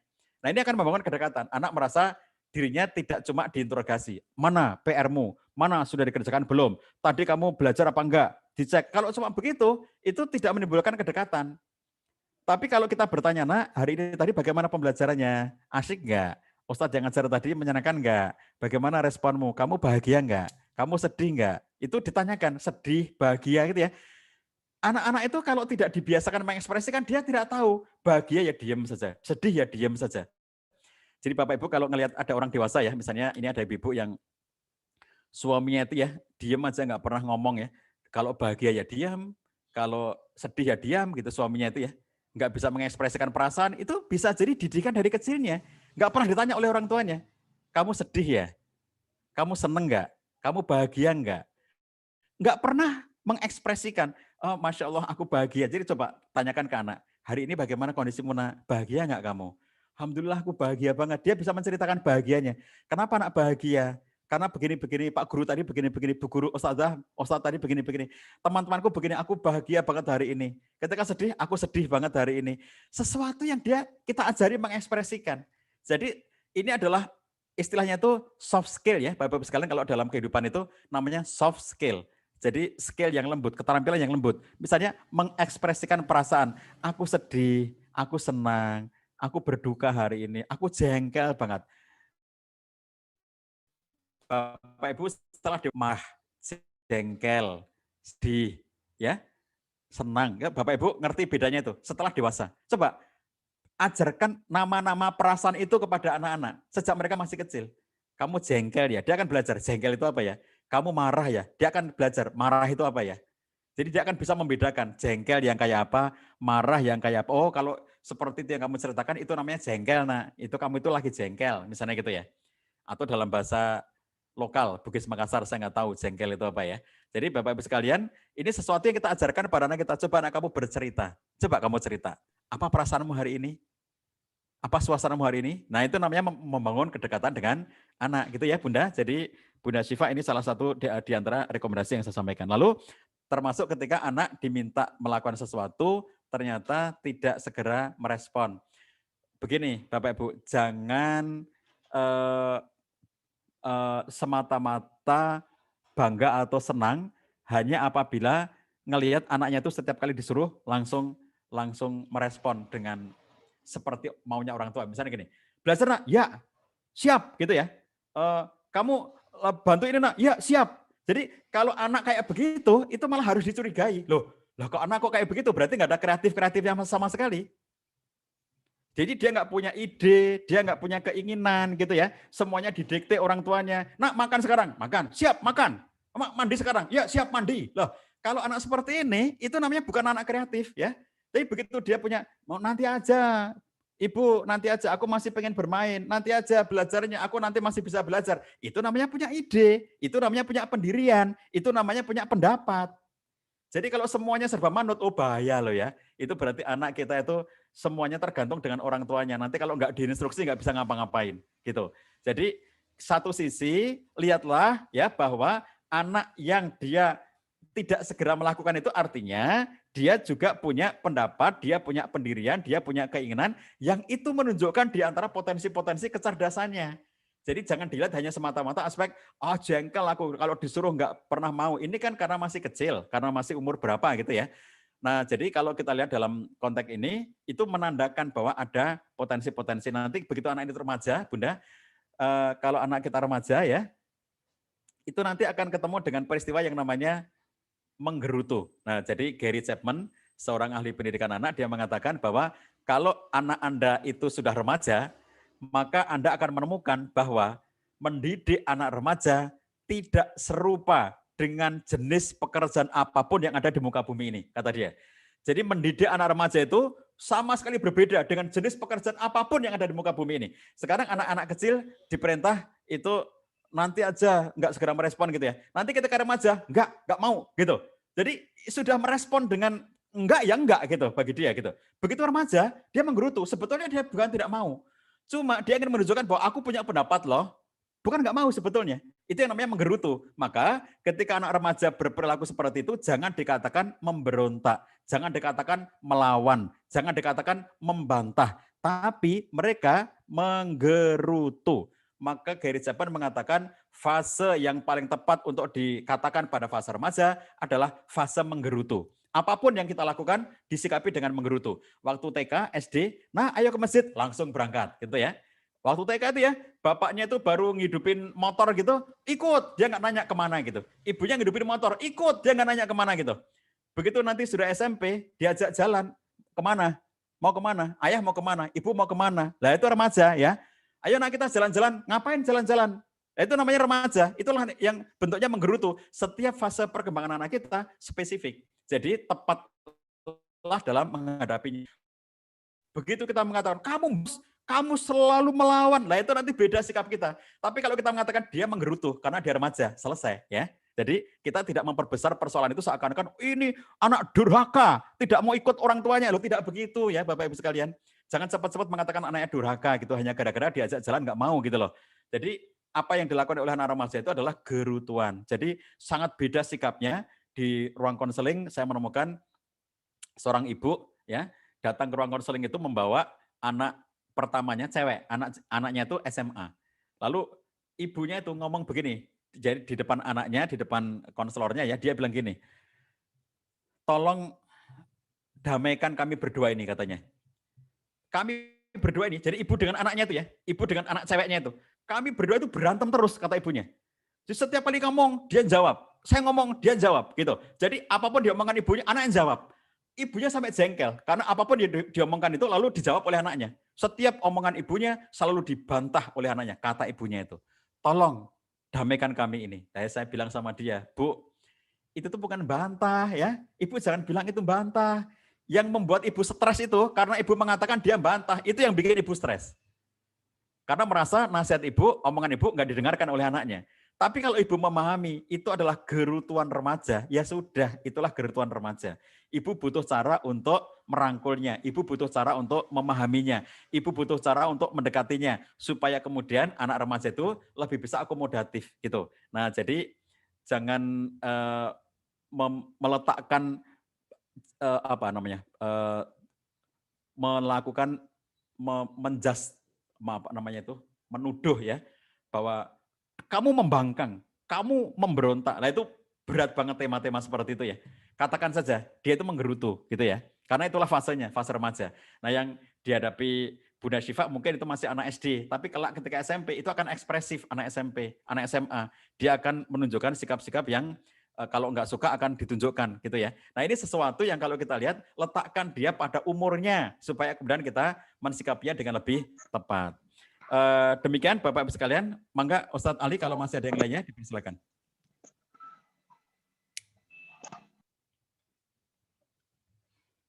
Baik, terima kasih Pak Cah atas jawabannya. Bunda Syifa, oh ya saya kenal, Syifa kelas 7 ICP di boarding. Oke, baik Ayah Bunda, kami sangat berterima kasih atas animonya di sini di chat. Kalau saya tadi hitung kurang lebih masih ada 8 atau 9, sudah 10 pertanyaan yang belum terjawab sebenarnya Pak Cah. Tapi berhubung karena waktu, kami masih berikan satu kesempatan lagi untuk bertanya bagi Ayah Bunda, dan saya mengambil yang terdekat yaitu Bunda, Ayah Lala. Ayah Lala, Assalamualaikum Ayah Lala. Assalamualaikum warahmatullahi wabarakatuh. Oke, baik. Assalamualaikum warahmatullahi wabarakatuh. Sampaikan pertanyaannya. Ya, makasih Ustaz. Kebetulan saya perjalanan dari Palopo ke Makassar Ustaz, jadi saya di atas Masya mobil. Allah. Masya Allah. dan Saya simak Hati-hati dari ya, awal, ya alhamdulillah. Allah. Iya, tafadhal. Pertanyaan saya gini Ustaz. Saya garis bawahi tadi masalah menghadapi anak harus lembut. Yang saya mau tanyakan, ketika ayah itu berusaha lembut, kemudian berusaha untuk tegas, tapi anak tetap kasar, mulai dari berucap atau apa, itu tindakan apa yang ayah harus ambil atau saya harus ambil untuk menghadapi si anak gitu, Ustaz? Iya, iya. Ya, mungkin gitu. Jadi pertanyaan saya singkat. Makasih sebelumnya. Assalamualaikum warahmatullahi wabarakatuh.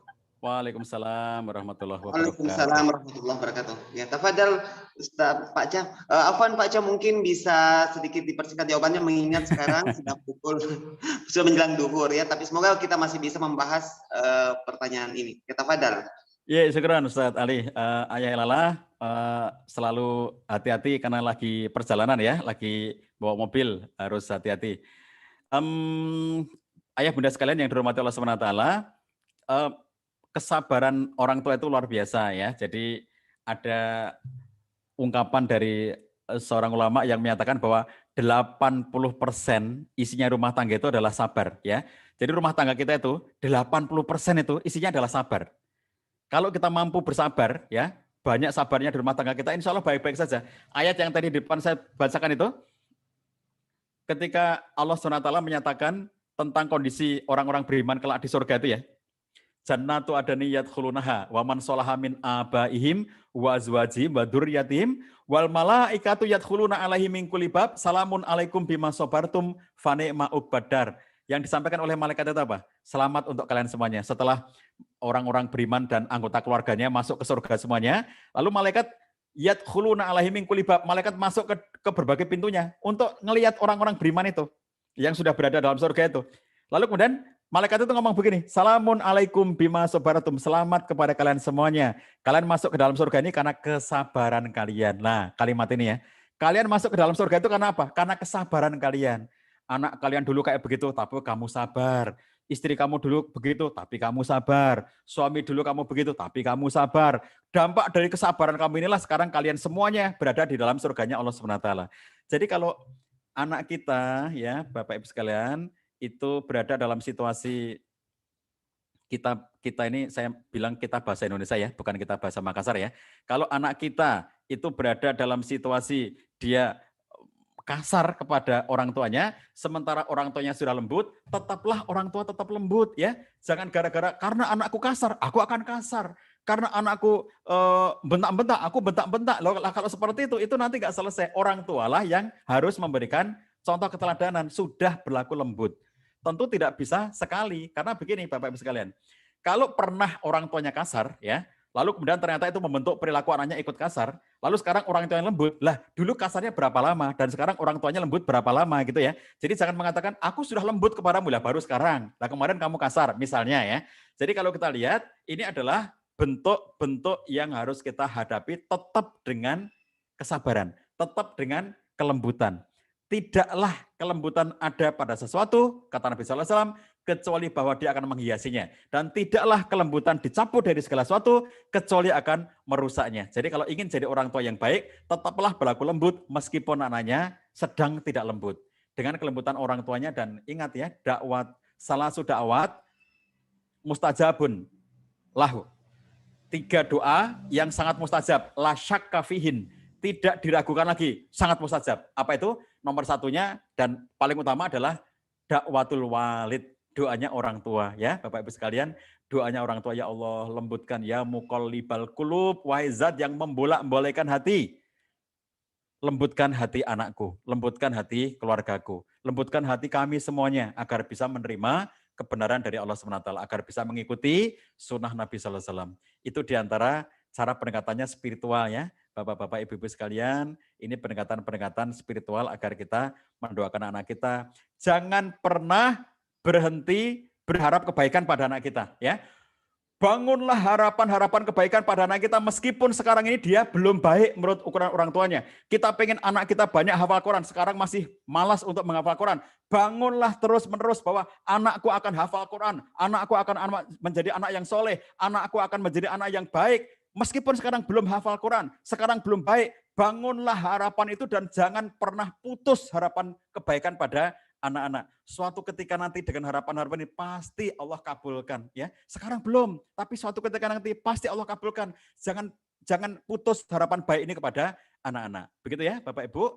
Mudah-mudahan kita semuanya keluarga besar Al-Biruni Mandiri dikaruniakan oleh Allah SWT keluarga yang sakinah, mawaddah, warahmah. Mudah-mudahan kita semuanya mendapatkan anak-anak yang soleh dan solihah. Mudah-mudahan kita semuanya mendapatkan rezeki yang lancar dan penuh berkah. Baik Pak Cah, terima kasih. Secepatnya menjadi yang di kolom chat ini yang masih banyak pertanyaan yang belum terjawab. Itu ada masih ada banyak orang ayah bunda yang mau bertanya, dari Bunda Dwi Agustina, Bunda Arsaha, kemudian Fatima Syarifah Fatima, kemudian Bunda Amri, dan masih banyak lagi ya Ustaz sini. Namun sayang sekali karena waktu kita batas, kami tidak bisa, mohon maaf sekali tidak bisa memfasilitasi pertanyaan Anda di room virtual ini. Mungkin Ustaz, Pak mungkin punya saran untuk menjawab pertanyaan kita yang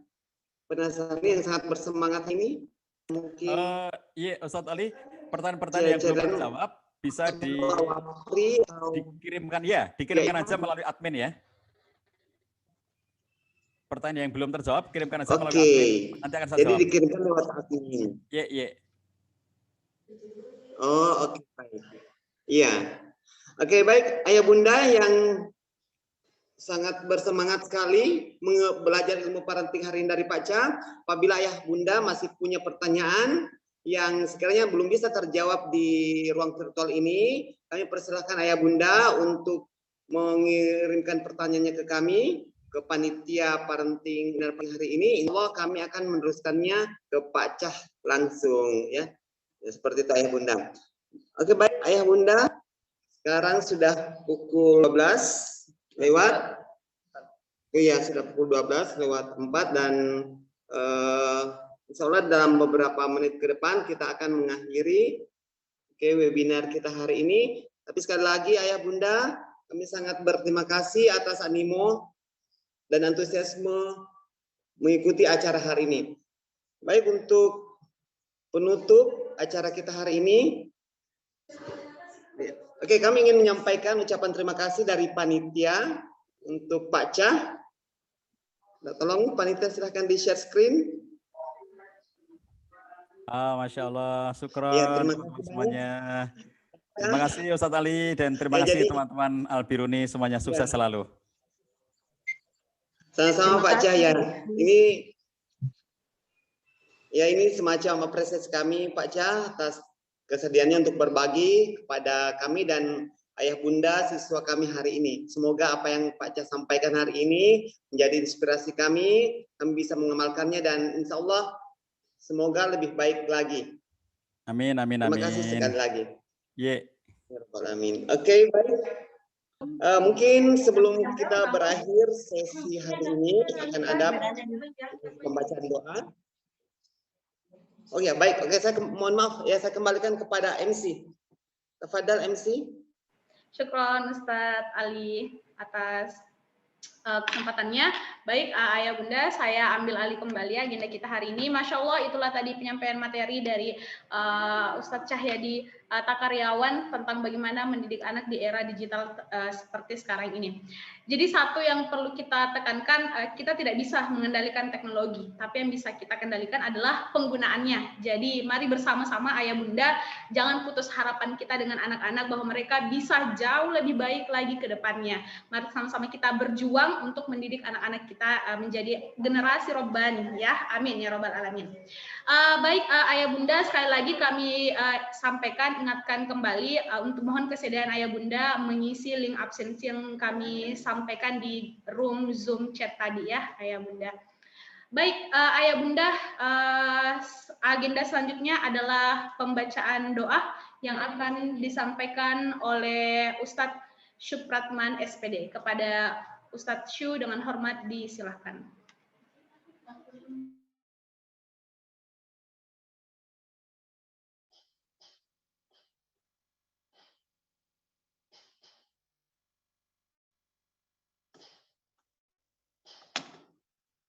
Bismillahirrahmanirrahim. Assalamualaikum warahmatullahi wabarakatuh. Waalaikumsalam warahmatullahi wabarakatuh. Alhamdulillahirabbil alamin, bersyukur kepada Allah Subhanahu wa taala, berselawat kepada Rasulullah sallallahu alaihi wasallam. Allahumma shalli ala sayyidina Muhammadin wa ala ali sayyidina Muhammad. Pada kesempatan yang berbahagia ini saya mengajak kepada kita semua untuk bermunajat kepada Allah.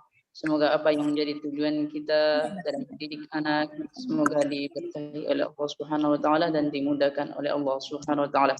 Ala hadhihi al-Fatihah.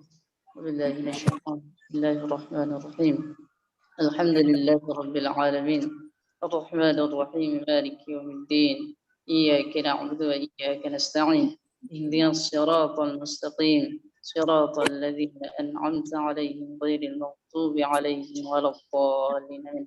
الحمد لله رب العالمين حمدا يوافي وهو يكافي مزيدا يا ربنا لك الحمد ولك الشكر كما ينبغي لجلال وجهك الكريم والعظيم سلطانك.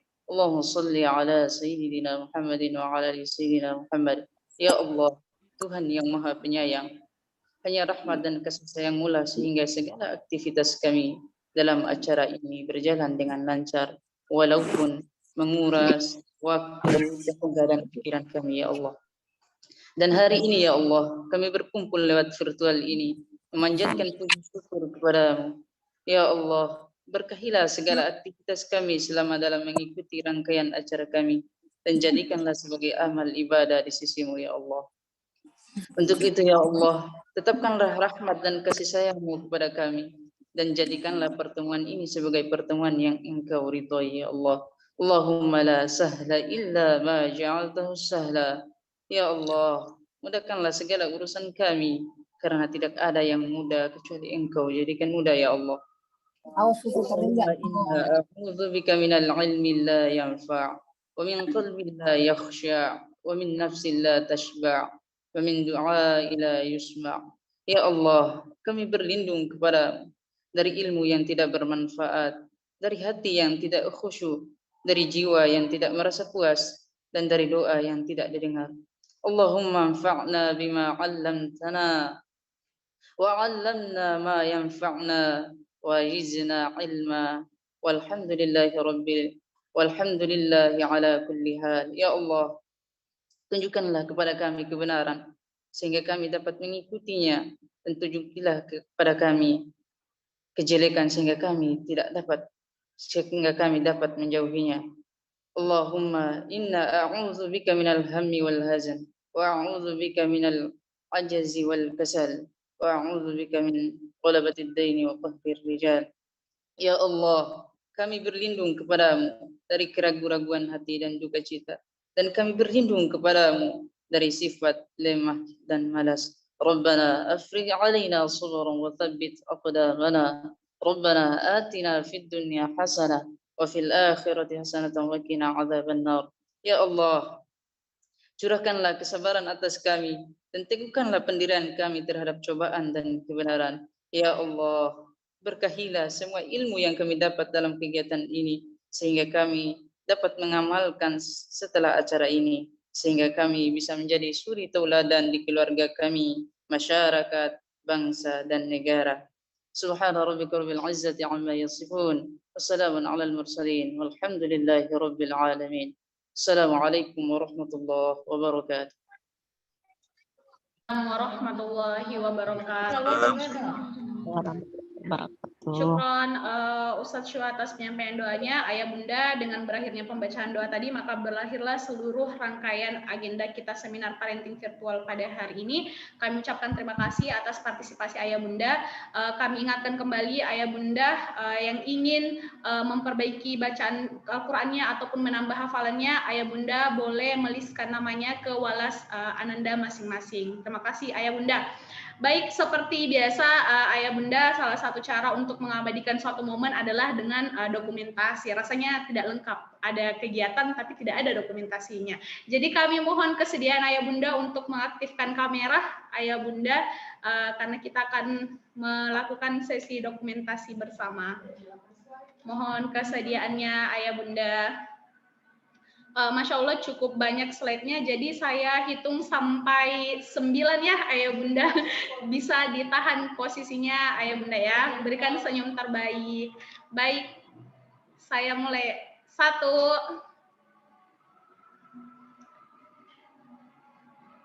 2, 3,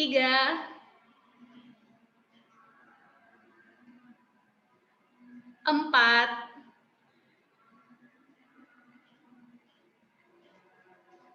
5,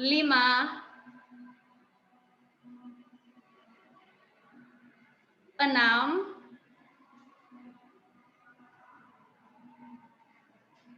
7, 8, 9. Masya Allah, Alhamdulillah, terima kasih Ayah Bunda. Sekali lagi saya mewakili seluruh panitia mengucapkan terima kasih yang sebesar-besarnya atas partisipasi Ayah Bunda dalam seminar parenting virtual kita pada kali ini. Kami sangat menunggu partisipasi Ayah Bunda di kegiatan-kegiatan kami selanjutnya.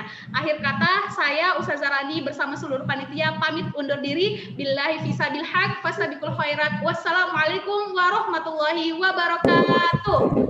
Waalaikumsalam warahmatullahi wabarakatuh.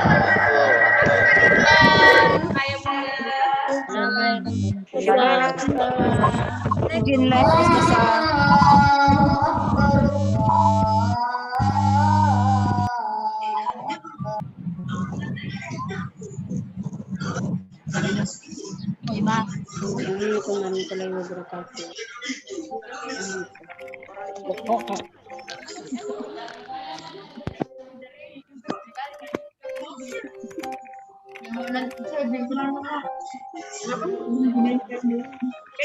Terima kasih Ayah Bunda.